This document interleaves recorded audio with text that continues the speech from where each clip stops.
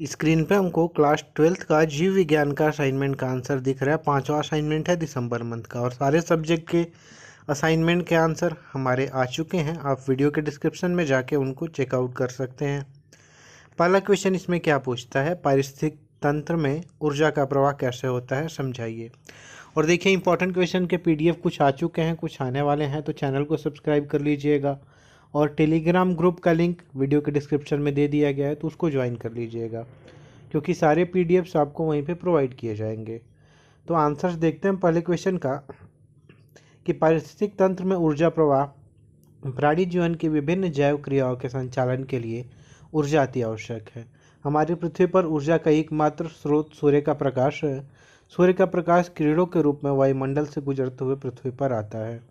सूर्य के विकिरण का लगभग 20% भाग वायुमंडल द्वारा अवशोषित कर लिया जाता है एवं 50% ऊष्मा के रूप में पृथ्वी के धरातल द्वारा अवशोषित कर लिया जाता है।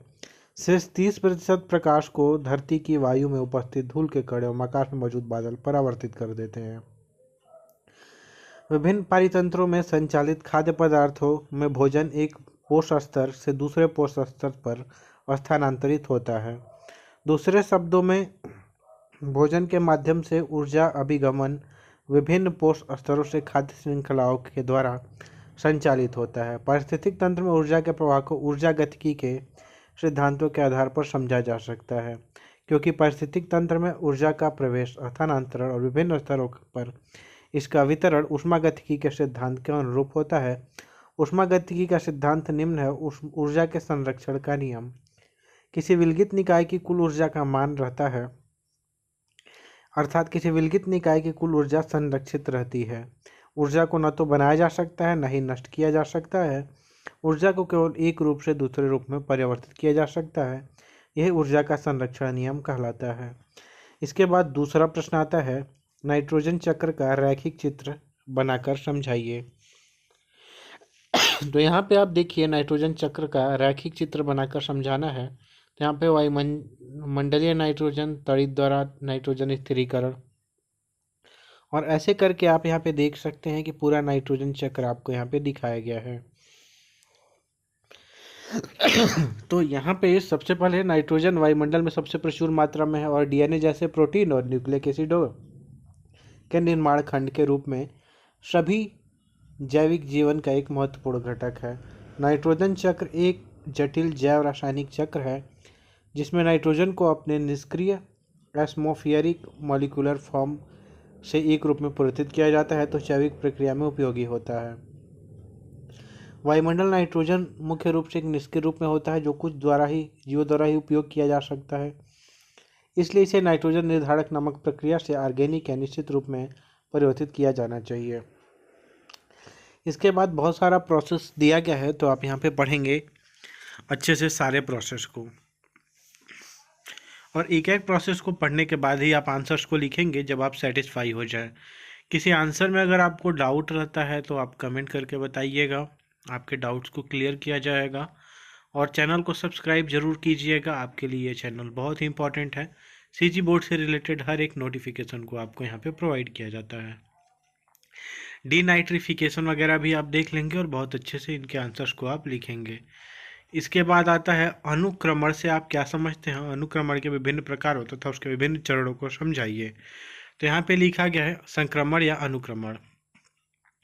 तो किसी विशेष प्रदेश में समय के एक निश्चित कालांक में विभिन्न समुदायों के नियमित अनुक्रमण को पारिस्थितिक अनुक्रमण कहते हैं। दूसरे शब्दों में किसी क्षेत्र विशेष में निश्चित कालांतर में पाए जाने वाले विभिन्न समुदायों के सुव्यवस्थित अनुक्रम को पारिस्थितिक अनुक्रमण कहते हैं। जंतु समुदायों के अनुक्रमण को प्राणी जातीय अनुक्रम तथा पादप समुदायों के अनुक्रमण को पादपीय अनुक्रमण कहते हैं। तो ऐसे आप देख रहे हैं बहुत अच्छे से यहाँ पे आंसर्स को लिखा गया है। इसके बाद अनुक्रमण के प्रकार आप लिखेंगे, प्राथमिक अनुक्रमण लिखेंगे, उसका उदाहरण लिखेंगे, द्वितीयक अनुक्रमण लिखेंगे, इसके बाद स्वपोषी अनुक्रमण लिखेंगे और फिर विषम पोषी अनुक्रमण लिखेंगे। इन सारे अनुक्रमण को लिखने के बाद आप ये देखिए अनुक्रमण के प्रतिरूप लिखेंगे, उनके पैटर्न्स लिखेंगे। इसके बाद आता है 4th नंबर क्वेश्चन, खाद्य श्रृंखला एवं खाद्य जाल में कोई 3 अंतर लिखिए। तो खाद्य श्रृंखला के बारे में आप 4 पॉइंट यहाँ पे लिखा गया है कि एक जीव केवल एक स्तर या अवस्था बनाए रखता है। इसमें ऊर्जा के प्रवाह की आसानी से गणना की जा सकती है। इसमें जीवों में समान पोषक स्तर पर सीमित प्रतिस्पर्धा होती है।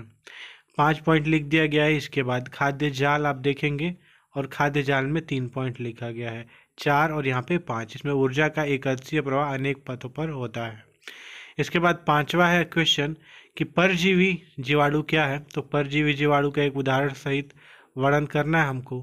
तो आप देखिए यहाँ पे परजीवी जीवाणु को यहाँ पे बताया गया है, उदाहरण भी दिया गया है और इसके बाद यहाँ पे अच्छे से आपको फिगर भी ड्रॉ किया गया है कि परजीवी जीवाणु क्या होता है। तो देखिए आप अच्छे से यहाँ पे लिखा गया है। 6वां प्रश्न आता है कि ई कोलाई जैसे जीवाणु में मानव जीन की क्लोनिंग एवं अभिव्यक्ति के लिए प्रायोगिक चरणों का आरेखीय निरूपण करें। तो यहाँ पे देखिए बहुत अच्छे से इसके बारे में भी लिखा गया है कि क्या क्या चीज़ें होती हैं। आप इजीली इनके आंसर्स को देखेंगे और जो भी डाउट होगा आपको तो आप बताएंगे। टेलीग्राम ग्रुप को आपको ज्वाइन ज़रूर करना है ताकि आपको कोई भी दिक्कत हो तो आप वहाँ पे अपना क्लेरिफिकेशन कर सकें। चलिए देखते हैं आप इसके पीडीएफ को कैसे डाउनलोड कर सकते हैं।